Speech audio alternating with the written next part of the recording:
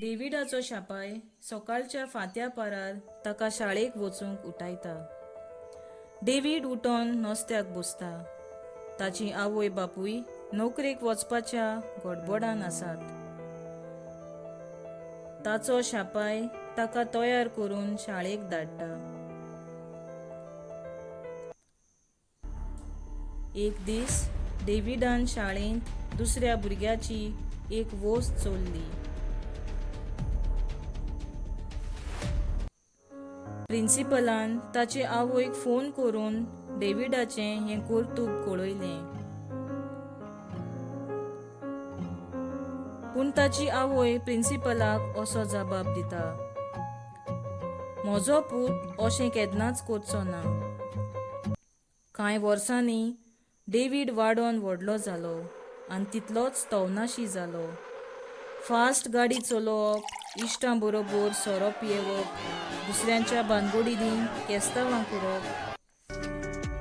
डेव्हिडाच्यो वायट कोन्यांची खबर आयकून एक शेजान ताच्या घरा येता.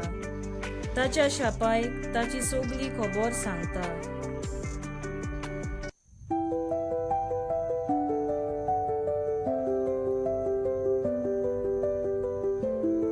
डेव्हिड घरा येतोच शापाय ताका उलो मारून भितर आपयता.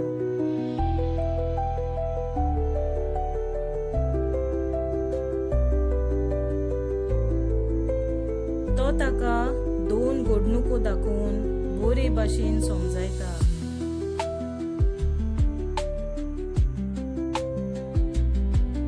हो पळे, हो रूख शेतांत वादळ मोळ आयल्यार पासून थीर उबो आसा, कारण ताची पाळां जमनींत खोल रिगून आसात. तशेंच दुसरो रूख पळे, ताची पाळां वयल्या वयर आशिल्ल्यान मातशें वादळ मोळ जावन तो खाला पडलो. त्या पयल्या रुखा परी आमची पाळां जेजूंत रिगून आसूंक जाय.